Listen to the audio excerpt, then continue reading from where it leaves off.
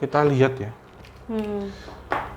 tidak ada yang namanya sebenarnya ya. Kita ini kita ngomong tentang arwah penasaran ini penggambaran secara umum. Arwah penasaran ketika orang meninggal dengan cara tidak wajar itu menuntut balas. Betul. Arwahnya. Iya, kalau di sini tentunya yang bisa saya sikapi adalah kompleks sekali ya kasus ini. Dalam artian energi memorinya Mbak yang kuat. Tapi karena ini semakin rame, tentunya banyak entitas yang bisa menyerupakan dan menyamar. Tapi kalau kita lihat di dulunya, bisa pertama kalau asumsi saya secara psikis ada masalah tertentu. Yang kedua memang ada secara kalau kita sebut menghantui.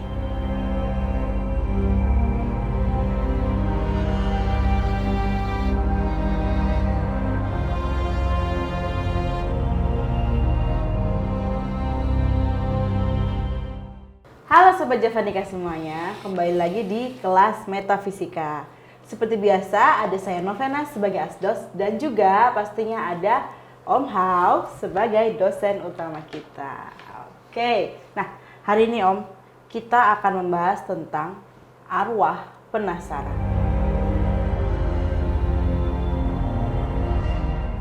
Nah, tentang pembahasan kali ini kita akan mengulik nih Om, kayak sebenarnya beneran ada nggak sih arwah penasaran itu, dan gimana cara kerja mereka, dan juga ini kita juga akan ngebahas lagi tentang ini Om, tanggalan kematian Jawa. Aku nggak tahu gimana nyebutnya ya, tapi pasti yang kayak 40 hari, 40 hari, terus 7 harian kayak gitu. Selamatan ya. Nah, selamatanya itu, dan juga mungkin juga metode-metode atau cara-cara mereka yang tidak kasat mata ini menyampaikan pesan ke manusia-manusia yang masih ada kayak gitu.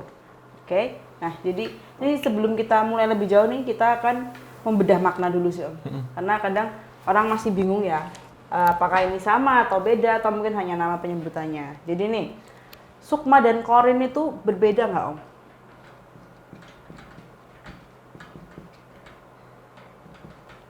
Nah ini.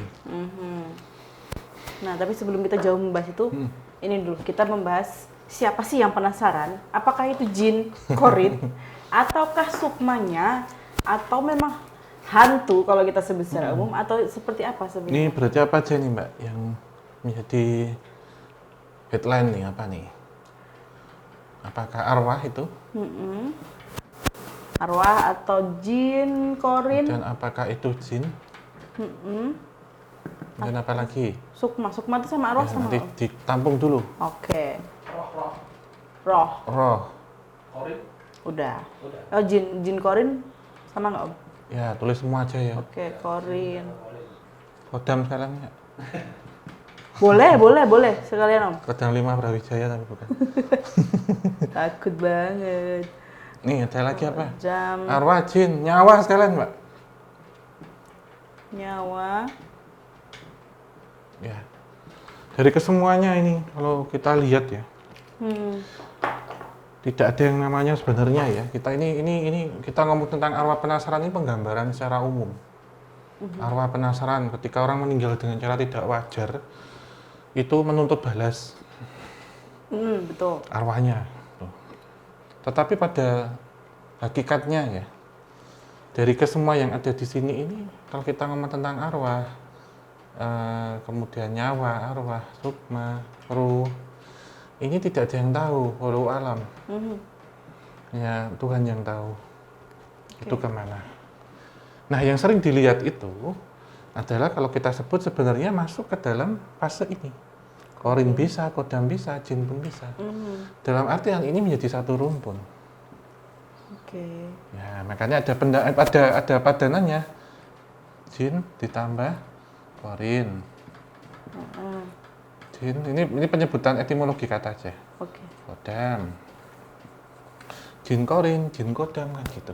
Oh iya. Nah, korin ini kalau kodam kan dari satu rumpun bahasa Arab ya, kodam itu pendamping atau asisten, pembantu yang mendampingi. Kodam ini kodam saya ini pada kali ini yang terlihat. Nah, ketika orang meninggal ini kan kalau kita sebutkan satu kesatuan Mbak, misal ada orang ya, simpelnya kita gambar ke waktu kecilan gini Mbak ya. Ini. ada orang di belakangnya ini ada aksennya kita sebut Betul. yang tak nampak serupa. Nah, di belakangnya ini ada ini. Nah, siapakah yang sering nampak itu? Itu adalah kalau saya sebut sebenarnya adalah jin korin. Jin korin Ya. Gampangnya ini. Senyawa kita nggak tahu ketika orang meninggal itu walau alam, kita nggak tahu. Nah, jin korin ini bahkan selama berhari-hari itu masih ada di bumi atau ada di lingkungan sekitar. Betul. Nah, yang penasaran itu ini biasanya Mbak, kebiasaannya adalah meninggal yang dengan cara-cara tidak wajar. Misalkan pembunuhan, kemudian kecelakaan, suicide, misal gitu ya. Ini yang nanti akan berkeliaran atau nanti ada kata gentayangan. Oke. Nah, sering ini yang kita dengar. Berarti kalau untuk menjawab pertanyaannya Mbak Noven tadi, perbedaannya sukma dan korin ini hampir sama. Ini adalah satu kesatuan juga.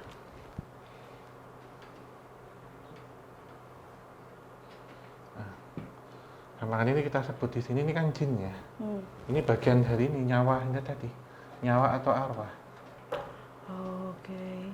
Nyawa, sukma, ruh, ini semuanya jadi satu. Nah ini yang ke atas. Nah, kita doakan semoga arwah almarhumah diterima di sisinya. Kan nggak ada. Kita doakan semoga jin korin dari almarhumah ada diterima di sisinya. Iya, jadi arwah ini mengacu pada ini. Nah, kata penasaran sebenarnya ada dua hal. Dari arwah itu secara halus, yang tertinggal. Kalau orang meninggal ya sudah meninggalkan, atau Mbak, meninggalkan dunia. Namanya sudah meninggalkan dunia. Berarti sudah nggak ada kata ini sebenarnya. Karena ini sudah kembali kepada Tuhan. Iya, sudah kembali. Nah, yang tertinggal siapa ini? Nanti kita sebutkannya gini, penggambarannya. Nah, pembedaannya itu. Pembahasan pertama nih ya, sudah bisa disimpulkan bahwa sukma dan korin itu berbeda. Sukma itu ketika orang sudah meninggal, ibaratnya digambarkannya sukma kan ke atas, sedangkan jin korin ini masih berkeliaran di sini gitu. Nah, sekarang kita akan berarti membahasakannya jin korin ya Om, kita pakainya. Tapi secara metafisika sendiri nih Om, tahap-tahap afterlife itu seperti apa sih secara simpel? Iya, sebenarnya kita semua belum pernah mengalami kematian ya. Mungkin ini bisa kita diskusikan dengan seseorang yang pernah komatus ya, atau mati suri. Gitu. Diceritakan bahwa orang yang mati suri itu ketika meninggal katanya kan ada ditikam ribuan pedang serasa atau ribuan pisau dalam tubuh dan keluar dari ubun-ubun, Mbak. Dan ketika kembali masuk dari jempol kaki.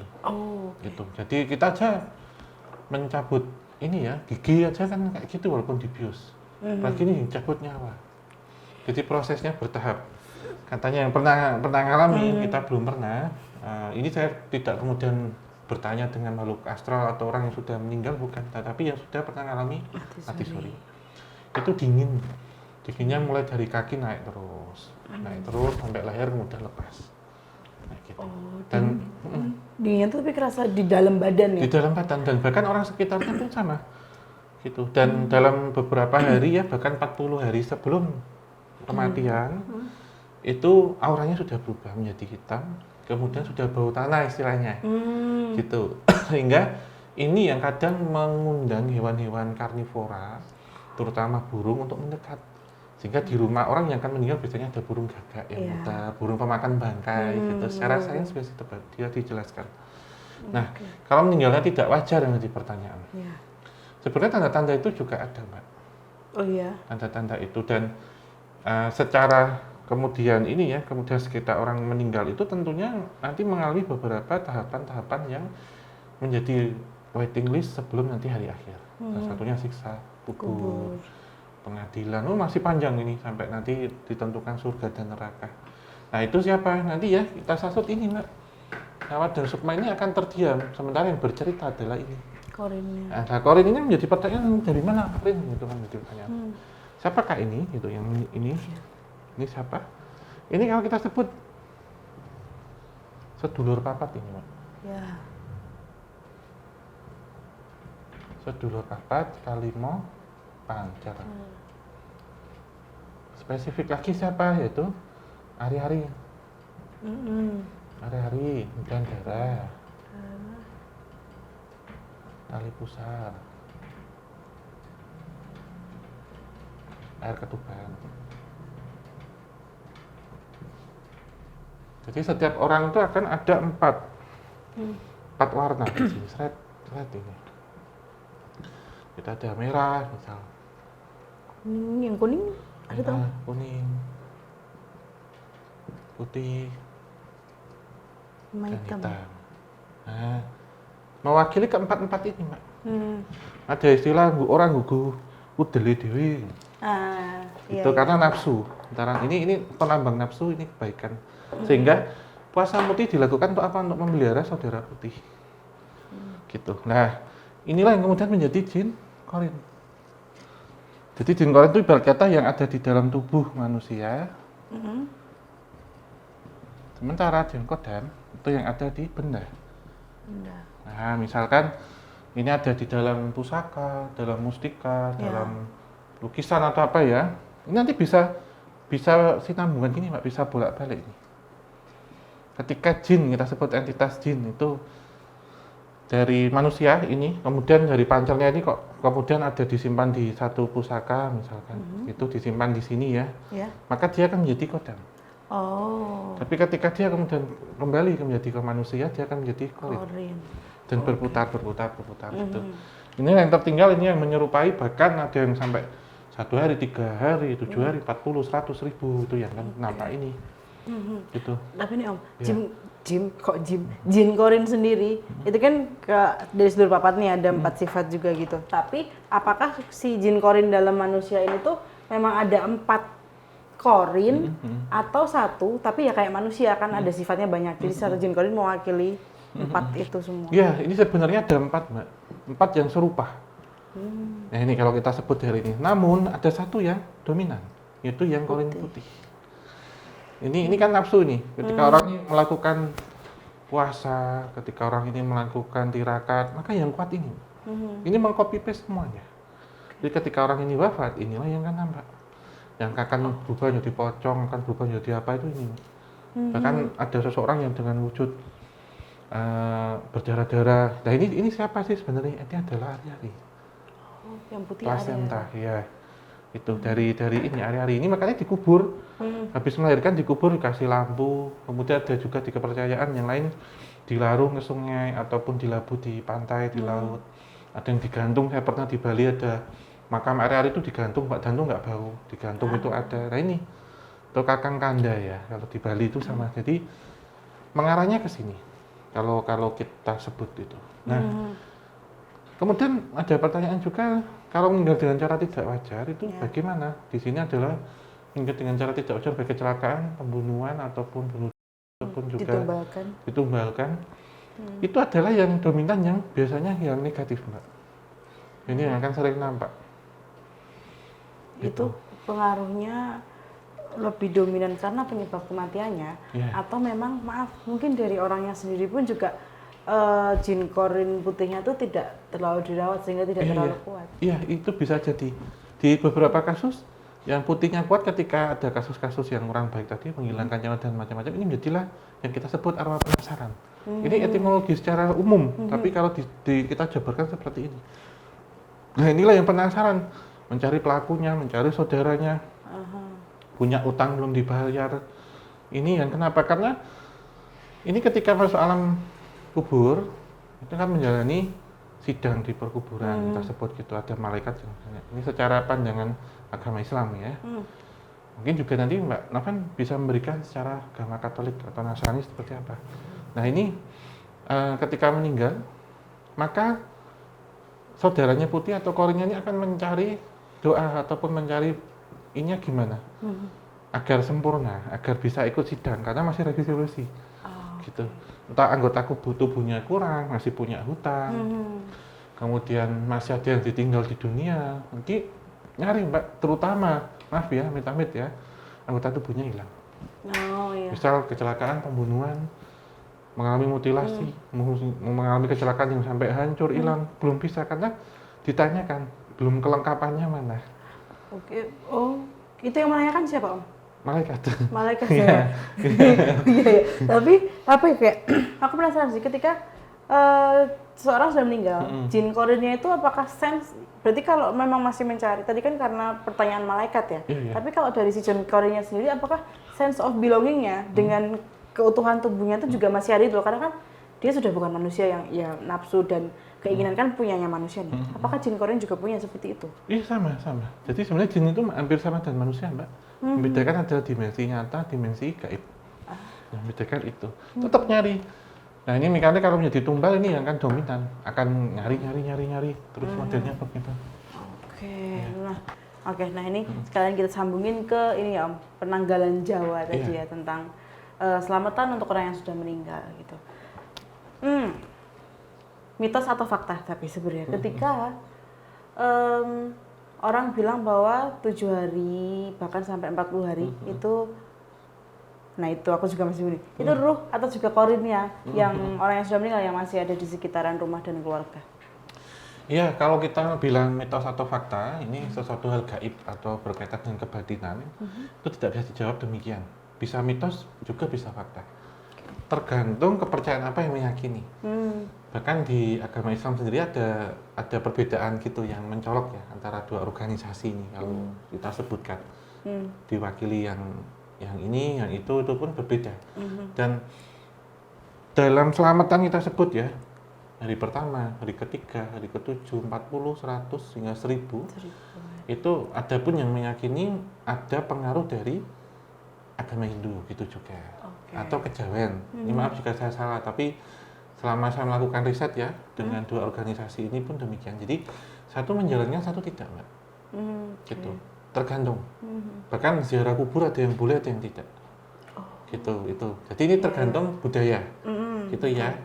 Kalau kemudian saya sendiri secara point of view-nya saya ya, itu tetap datang keluarga, mendatangi. Ya bahkan sampai 1000 hari ke atas tuh masih. Bahkan di 1000 hari itu baru boleh makamnya nanti dikijing. Iya betul. Itu setelah 1000 hari pokoknya pamungkasnya terakhir itu. Benar. Ya jadi memang benar kalau saya bilang bahkan selama 40 hari atau 35 hari selapan itu korinnya itu masih tetap ada di rumah. Jadi arwah tetap bagi saya walau alam, tidak tahu di mana. Gitu. Itu tetap sudah kuasa Tuhan di situ. Nah kemudian kalau setelah orang meninggal ya, itu ruhnya ya tadi seperti saya sampaikan arwah atau ruh atau nyawa sukma jadi satu itu banyak pembeda kata saja. Itu tidak tahu juga walau alam apakah ada di bumi ataupun enggak.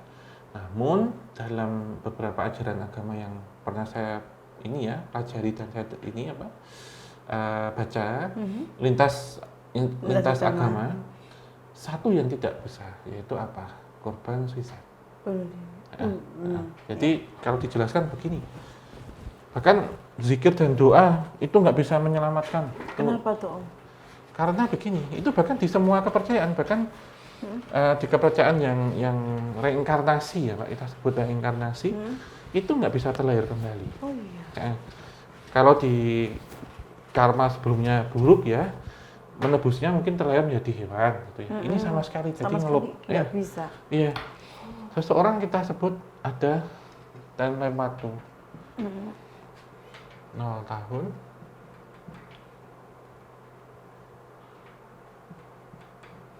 hingga misalkan kita sebut 75 tahun. Ini dari kuasa Tuhan memberikan kehidupan. Saat kemudian di usia 40 mengalami satu depresi berat dan akhirnya memutuskan untuk mengakhiri hidup, maka selisih berapa Mbak? 35 tahun. Kita tuliskan gini, yang belum dijalani. Jadi satu pertanyaan. Diberikan Tuhan kontrak selama 75 tahun untuk hidup. Sementara mengakhirinya di 40 tahun. Berarti masih ada 35 tahun. Selama ini berarti harus membayar penalti kepada Tuhan. Iya. Caranya gimana? Nah, salah satunya di dalam beberapa ajaran agama yaitu tidak tahu dia akan pulang kemana. Karena nggak punya rumah. nggak punya slot. Ibarat kata Mbak Novel naik kereta dari stasiun A ini ya, di tiket tertera turun stasiun B. Tapi kok kemudian turun di stasiun X? Bagaimana ini? Bingung nggak? Bingung. Turun di tengah jalan. Iya. Mau ke tujuannya, terus ini mau ngapain? Apa yang terjadi adalah itu tadi disebut penasaran dan gentayangan, nggak jelas. Jadi mungkin ini bumi ya kita sebutnya. Ini garis bumi. Ini saya bikinkan gini ya Mbak ya, biar enak dipahami. Oke. Kenapa saya suka bikin gini? Karena saya dasarnya orang teknik. Oke. Ini adalah langit. Ketika sudah sampai sini, apa yang terjadi adalah naik Mbak. Kan sudah selesai. Ya. Dan punya tempat, karena sudah disediakan slot di sana, sudah tahu tujuannya. Iya. Lah kalau sini, kemana? Ini mau kemana Mbak? Iya. Naik turun, nggak jelas. Dia ngambang. Jadi tetap akan ada di poin ini terus sampai hari akhir nanti. Dia nggak punya tujuan. Ini satu-satunya yang susah. Bahkan didoakan apapun nggak akan bisa. Tidak bisa terlahir kembali. Tidak bisa menjalani siksa kubur. Tidak bisa naik ke atas. Tidak. Ya semuanya ini karena masih kurang lama.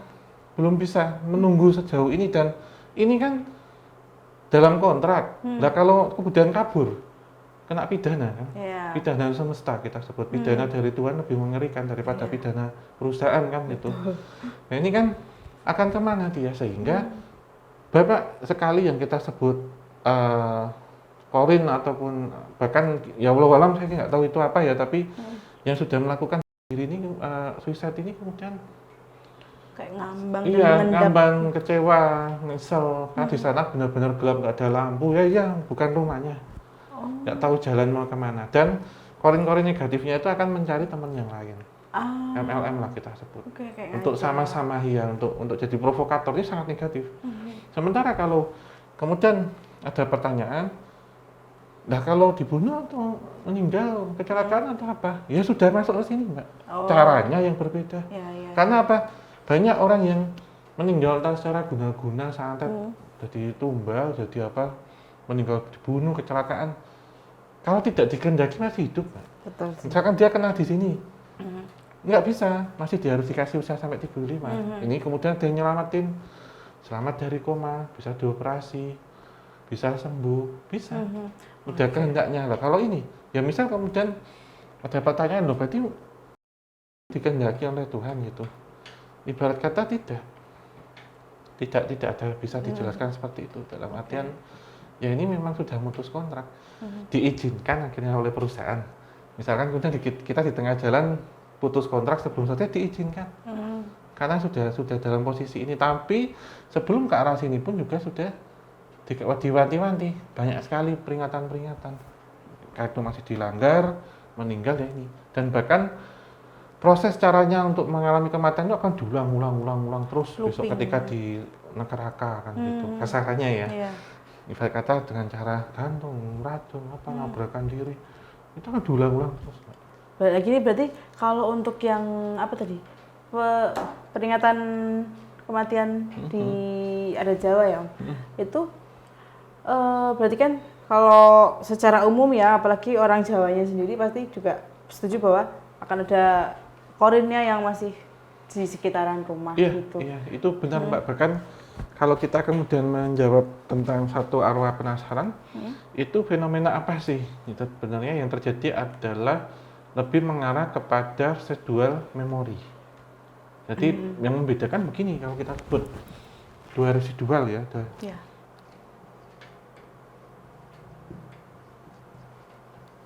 Residual sisa Mbak, residu. Ya. Ada Memori dan energi. Dan energi. Nah, kalau kita sebut residual memori itu yang ada pernah di makhluk hidup, terutama manusia. Jadi yang tersisa kalau di pertanyaan adalah residual memori. Sementara energi itu yang ada di suatu tempat benda. Energi karena energi yang terpancar. Kalau ini kan kenangannya yang terpancar. Jadi lebih mengarah ke memori yang berkaitan dengan ini yang kita bahas. Itu. Oke, berarti ibaratnya dicatat oleh jin korin, itu adalah Kenangannya. lebih ke memorinya ya. Nah, kemudian kalau kita ngomong jin korin ini bisa ikut lahir bersama manusia kembali. Nah, disebutkan kelahiran. Nah, sehingga ada seorang yang kok saya 100 tahun lalu pernah merasa menjadi orang ini.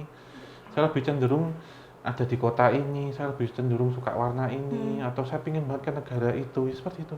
Berarti residualnya kebawa juga sama Iya. si jin korin meskipun dia terlahir kembali. Kembali lagi, atau DNA kita sebutnya dari, misal masih dari leluhur sendiri itu DNA. Oke. Nah, tapi Om, untuk terkait ini ya, residual memori yang diambil oleh korin yang menjadikannya atau menjadikan katakanlah sosok yang dicatut ini, yang diambil memorinya ini menjadi arwah penasaran. Itu tuh terjadinya kenapa sih? Apakah memang si jin korin atau jin-jin di sekitar tempat kejadian atau di sekitar orang itu memang iseng aja, atau memang karena saking apa ya, kuatnya memori dan perasaan yang ada ketika itu, atau ya memang maaf mungkin nature-nya para jin korin adalah mengimitasi dan mengulangi. Ya, di beberapa kasus kalau kita sebut jin korin itu kan yang ada di tubuh kita itu orinya, Mbak. Sementara ketika itu terjadi suatu tempat ya, TKP kita sebut, banyak sekali entitas secara yang melihat kejadian ini, kemudian meng-copy paste itu turunannya, kawinnya, karena bukan asli. Karena jin korin ini kan mendampingi kita. Berbeda ya, ada embel korin ya. Sementara ada jin lain yang ada di sekitarnya. Nah, itu yang kemudian mencoba dan mereka akan mengimprove kondisi-kondisinya. Misalkan yang awalnya kalau kita sebut korinnya itu biasa, orang pakai baju biasa, tapi kemudian di copy karena dia meninggal dengan kondisi tidak wajar, kecelakaan, berdarah-darah, minta tolong, nangis atau apa, dari itu Mbak sebenarnya. Oke. Nah, tapi ketika itu terjadi nih Om, misalnya si almarhum atau almarhumah ini di copy sama jin-jin di sekitar nih, si jin korinnya tuh akan melakukan sesuatu nggak untuk berarti marahin si jin-jinan atau menghambat atau ngapain gitu? Ada di beberapa kasus seperti itu, tapi kebanyakan tidak Mbak, karena dia tetap ada yang di memori asli. Berkata kayak kita punya satu produk kemudian di copy paste itu ya udah resiko sama. Gitu diserupakan, makanya kita sebut itu menyerupai. Menyerupai almarhumah, menyerupai yang meninggal di situ, dan semakin dinotis orang, dia semakin kuat. Iya sih. Semakin dicari. Jadi semakin bisa mencari-cari, oh saya pengen nampak seperti ini, saya pengen nampak seperti itu, gitu. Ya. Nah, tapi ini Om, aku penasaran deh terkait apalagi yang kasus yang pembunuhan baru viral lagi ini ya. Itu tuh kan ya sebenarnya ada juga beberapa kasus yang metode penemuan tersangkanya seperti itu juga, gitu, dengan katakanlah bantuan entitas astral gitu. Tapi kalau untuk kasus-kasus macam ini ya, itu pesannya tuh sebenarnya dari siapa? Apakah dari korin asli si korban atau dari jin-jin sekitarnya ini yang mencatut memorinya dan mungkin mereka adalah jin baik yang ingin membantu? Iya, semuanya bisa. Semuanya bisa masuk, semuanya bisa tahu. Namun di beberapa ini ya, karena ini nggak bisa kita jelaskan secara sains itu nggak bisa Mbak, secara empiris juga nggak bisa. Jadi lebih kepada sisi spiritual atau sisi batin, lebih ngerasanya seperti apa. Kebanyakan biasanya itu adalah dari korin asli. Jika itu masih fresh, belum lama terjadi. Sehingga ini misalnya sering kita temui yang sedang mengotopsi misalkan, keluarga dekatnya. Nah kalau sudah lama banget, bisa jadi yang di sekitarnya, yang sering dipakai KTJ misalkan penelusuran. Jadi menjadi kisah ya, nggak bisa kita jadi bukti sejarah. Jadi perlu diketahui kalau itu diperoleh ya informasi itu dari makhluk astral yang secara gaib, yang tidak empiris dan akademis, itu hanya menjadi kisah. Tapi kalau sejarah itu harus ada buktinya, harus dari sumber primer atau sumber sekunder dan lain-lain, dan ada pengujiannya juga. Arsipnya harus jelas bisa dipertanggungjawabkan. Tapi kalau secara tutur atau lisan dan itu misal dilakukan secara mediumisasi, itu nggak bisa jadi bukti sejarah. Walaupun akurat dan benar Mbak, tapi nggak bisa. Dan ini juga berlaku misalkan ketika saya ngobrol dengan teman-teman dari berwenang dalam hal ini ya, tidak menyebut instansi tertentu atau profesi tertentu, tetapi lebih kepada yang menangani tentang hal ini. dalam pelacakan kasus misalkan pembunuhan itu menggunakan metode itu. Oke. Walaupun ini nggak bisa dijelaskan secara di persidangan karena tidak Iya. bisa dirasakan dengan panca indera. Betul. Hanya tahunya seperti ini. Ini mungkin sebelum tayang waktu kita waktu itu obrolan santai dengan Bu Dr. Hastri, Iya. seorang ahli forensik dari Polri ya. Itu ngobrolnya seperti itu, Mbak. Oh, misal saya punya feeling gini. Jadi seperti semesta memberikan gambaran. Oke. Termasuk waktu proses ini seperti apa, tapi nggak bisa dijadikan bukti hukum. Iya, betul. Tapi bisa menjadi clue yang kita sebut dalam menentukan. Betul. Gitu. Dan ya kalau yang di kasus yang viral ini ya, mungkin ini ya ibaratnya kesaksian dari proses transmediumisasi itu pada akhirnya dipakai oleh pihak yang berwenang untuk ini ya pencocokan kronologi lagi ya. Jadi mungkin kalau ada miss-nya atau celahnya kok nggak sama, oh ternyata pada akhirnya ketemu nih, oh ini kayak gitu kan ya. Iya, clue-cluenya ini menjadi satu puzzle. Untuk dirangkai, ketemu mengarahnya misal pelakunya pakai baju ini ke sana arahnya gini. Bisa. Untuk itu. Kita sebutnya bisa ya. Akurat atau tidaknya tergantung. Gitu atau enggaknya. Tapi dalam artian si Korin asli menyampaikan pesannya Om lewat orang kayak transmediumisasi itu. Ada kemungkinan nggak sense of belonging yang masih dimiliki itu pada akhirnya juga menumbuhkan ibaratnya kayak perasaan lebih dalam artian marah dan tidak terima karena kasus yang belum selesai sejak lama. Jadi ketika memberikan kesaksian pun ada informasi tambahan atau mungkin ada hal yang dikembangkan kayak gitu-gitu. Iya, itu bisa, Mbak. Ada. Jadi arah-arahnya kemana ini seperti apa, dan bahkan di beberapa kasus ya ketika sudah selesai mereka datang dengan mengucapkan terima kasih. Yang awal mungkin wujudnya berdarah-darah, kemudian wujudnya bersih, menggunakan baju keagamaan, naik gitu yang Mbak ada. Jadi korinnya ini menyusul, itu juga bisa yang asli. Gitu. Setelah ini terungkap atau setelah tertangkap atau lega, utangnya sudah lunas atau apa, itu bisa, Mbak. Oke. Nah kalau tadi kan tentang menitipkan pesan ya Om ya. Kalau yang balas dendam nih, berarti balas dendam. Itu sejauh apa jin korinnya ini bisa membalaskan dendam? Ya, kalau selama ini kan sering kita lihat di TV ya, datang gitu, bawa pisau, dorong, itu nggak mungkin, nggak ada. Balas dendam secara fisik itu tidak ada, secara metafisik mungkin iya. Secara misal dulu kita pernah obrolan santai juga dan salah satu narsum Kak Dia waktu itu ya di salah satu rumah tahanan itu menceritakan beberapa pelaku pembunuhan itu ketika malam hari nggak bisa tidur tenang. Yang menjadi korbannya datang nggak sering banget. Jadi lebih mengarah secara teror psikisnya ya. Gitu, terutama yang kasus-kasus anak kecil itu ya, orang tua bunuh anak itu paling serem.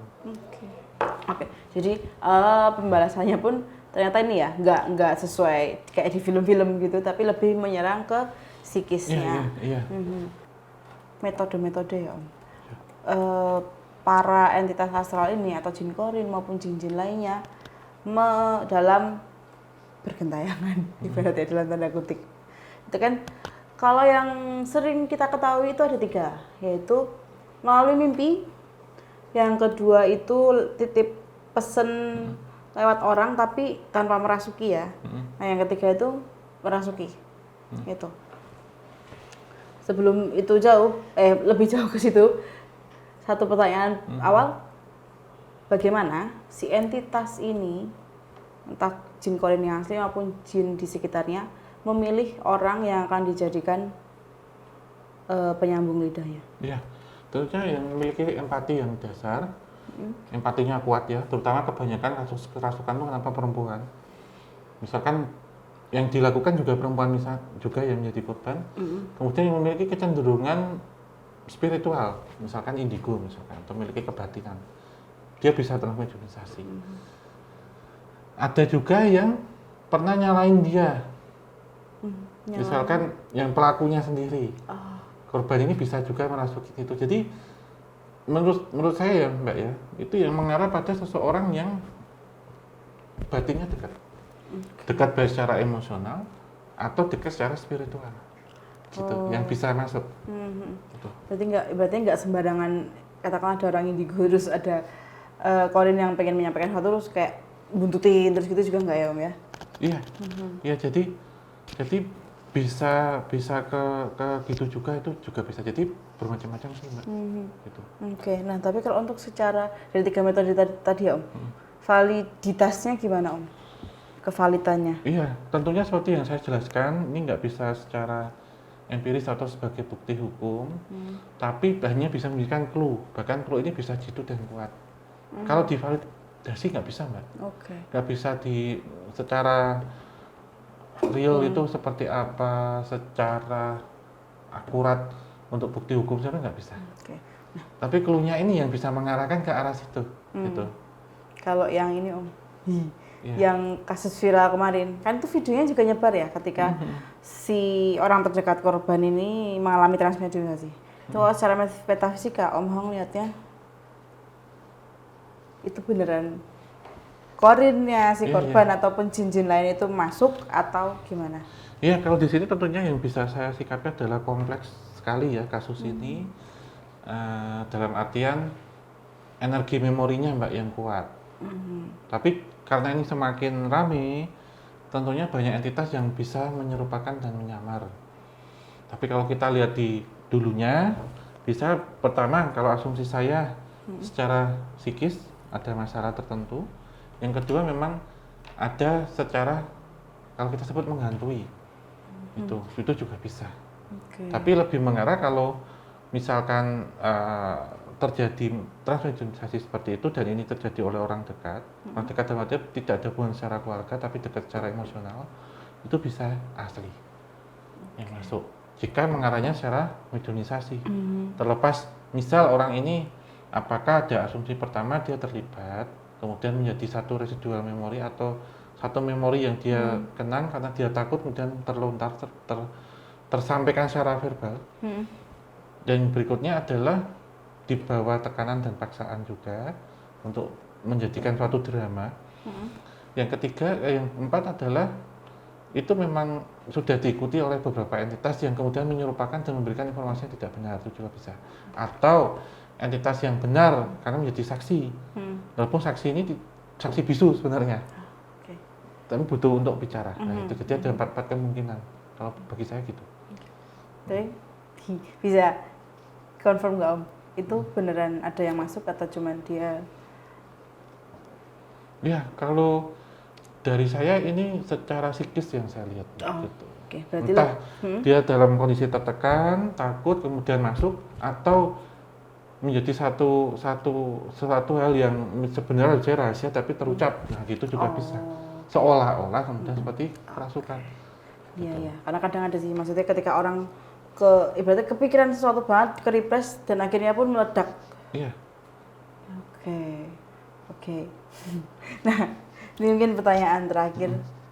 Untuk salah satu metodenya kan ada mimpi nih Om. Kalau semua dari Ghost Whisperer atau mungkin dari transmediumisasi itu kan bisa kita tangkep nih. Kalau memang maksudnya memang yang masuk adalah entitas astral gitu, kita bisa nangkep ya, oh memang orang ini ada yang mau disampaikan kok.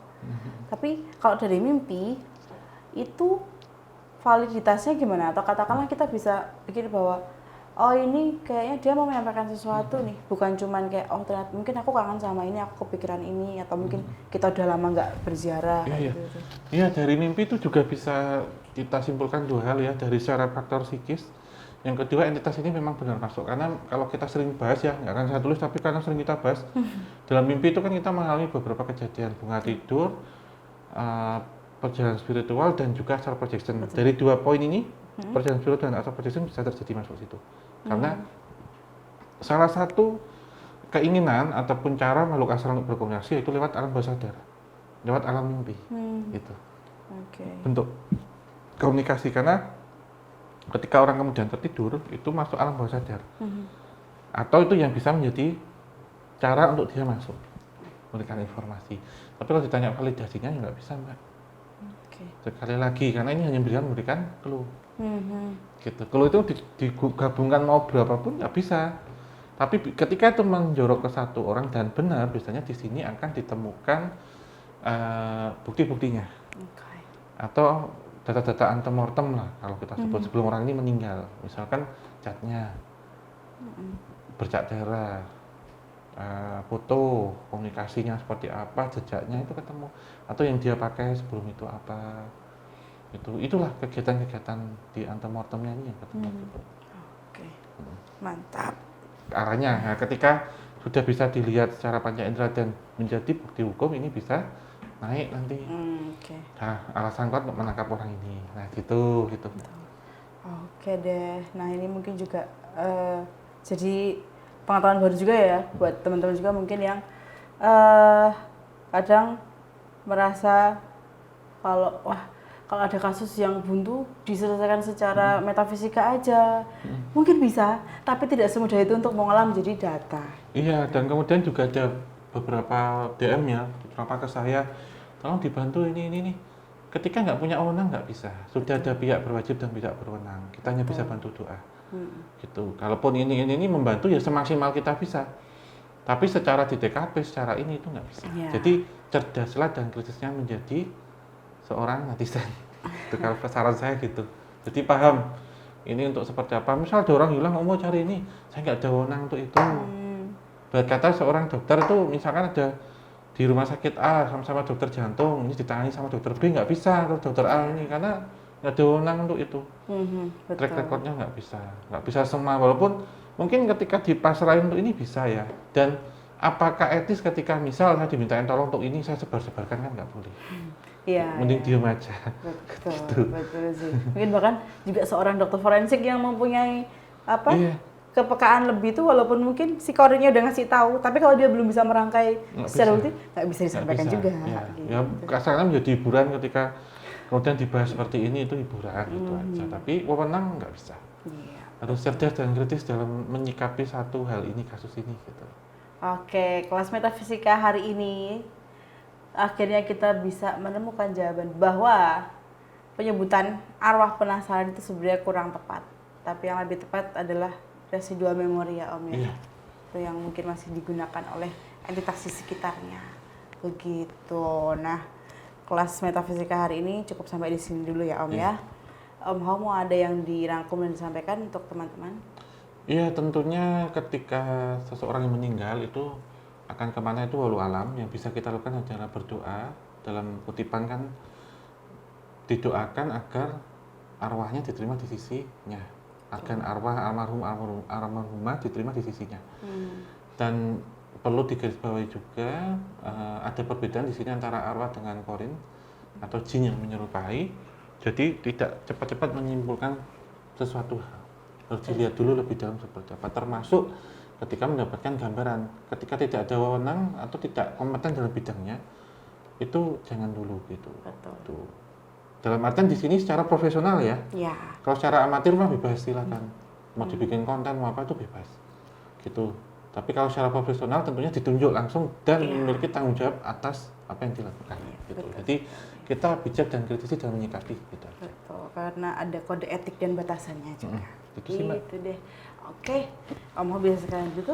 Ya, terima kasih untuk teman-teman semuanya. Terima kasih untuk Sobat Javanika yang sudah mengikuti kelas dari awal hingga akhir. Terima kasih juga untuk DOS Indonesia yang sudah memfasilitasi dan mensponsori kita. Untuk teman-teman yang bekerja dan juga penghobi atau dan studi di jurusan videografi ataupun fotografi dapat berkunjung dan tentunya berbelanja di DOS Indonesia. Betul. Yang outletnya tersebar di mana, Mbak?